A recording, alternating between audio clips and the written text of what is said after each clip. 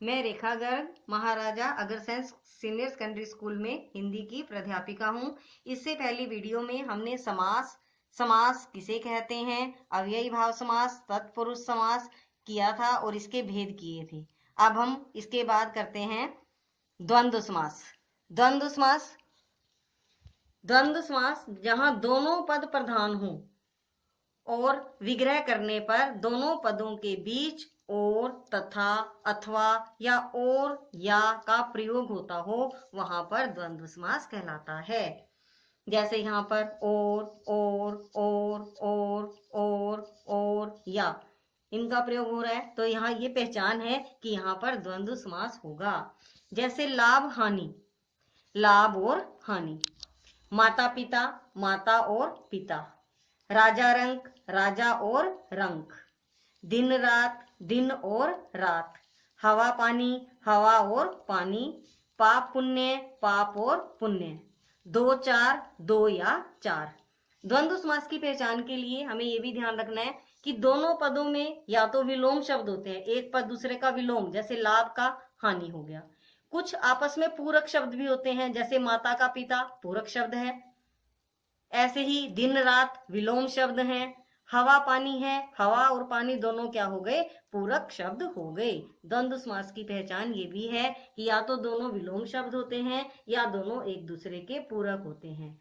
कई बार स्टूडेंट्स क्या करते हैं कि जहां पर भी योजक चिन्ह लगा होता है वहां सभी द्वंद्व समास लिख देते हैं, लेकिन ऐसा जरूरी नहीं है। जैसे हम उदाहरण लेते हैं देवासुर, देव और असुर, न्यूनाधिक, न्यून या अधिक।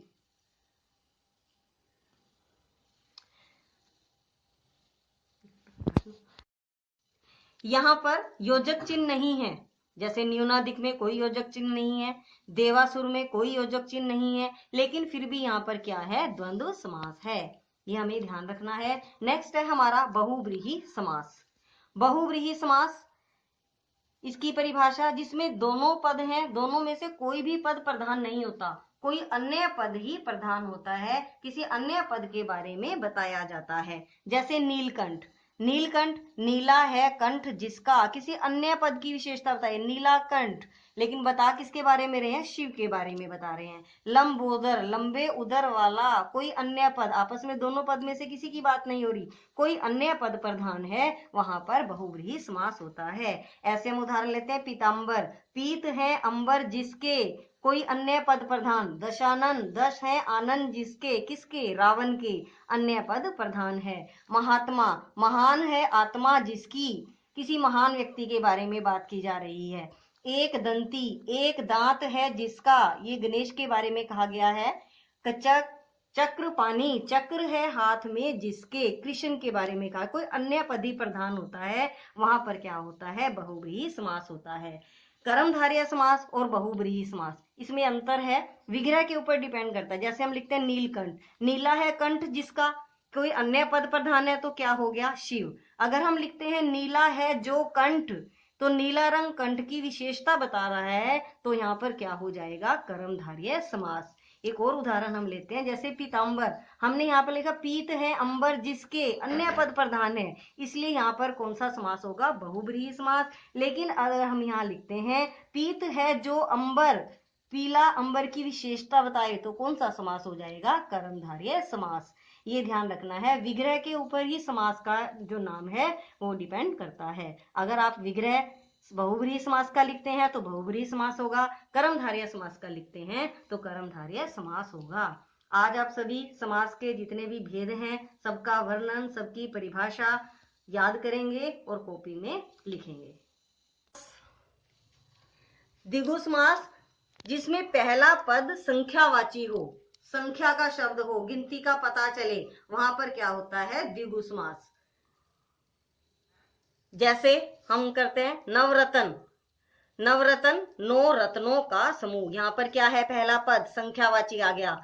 चौराहा, 4 राहों का समाहार, 4 आ गया, यहाँ पर पहला पद संख्यावाची है। नवग्रह, 9 ग्रहों का, 9 आ गया, संख्यावाची पहला पद है, इसलिए यहाँ पर द्विगु समास है। त्रिलोक, 3 लोकों का समाहार।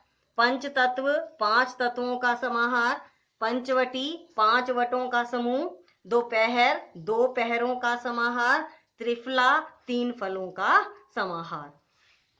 एक पहचान ये भी है कि पहला जो पद है वहां पर संख्या होती है और जो इसके बाद वाला दूसरा पद है वो संज्ञा शब्द होता है। ये पहचान के लिए है, परिभाषा इसकी यही है जिसमें पहला पद संख्यावाची हो और जो इसका दूसरी पहचान ये है कि पहला पद संख्या का होता है, दूसरा संज्ञा होता है।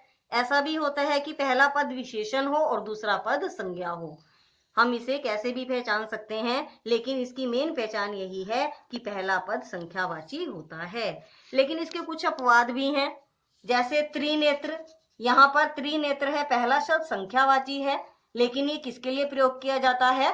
ये शिवजी के लिए प्रयोग किया जाता है, तो इसमें द्विगु समास नहीं होगा। ऐसे ही एकदंत, इसमें पहला पद संख्यावाची है, पद तो संख्यावाची है लेकिन यह भी द्विगु समास नहीं है, यह भी, क्योंकि एकदंत किसके लिए प्रयोग किया जाता है? गणेश के लिए प्रयोग किया जाता है। नेक्स्ट है हमारा कर्मधारय समास। कर्मधारय समास जिसमें दूसरा पद प्रधान होता है और दोनों पदों के बीच विशेषण और विशेष्य का संबंध होता है।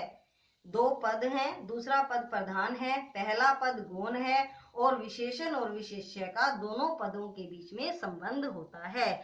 जैसे नीलांबर, नीला है जो अंबर, यहाँ पर नीला रंग अंबर की विशेषता बता रहा है। पीतांबर, पीला है जो अंबर, ऐसे ही एक पद दूसरे पद की विशेषता बता रहा है। श्वेतांबर, श्वेत है जो अंबर, ये भी एक पद दूसरे पद की विशेषता बता रहा है। महादेव, महान है जो देव। नील कमल, नीला है जो कमल, नीला शब्द है वो विशेषता बता रहा है। नील गाय, नीली है जो गाय, दोनों पद एक दूसरे की विशेषता बता रहे हैं।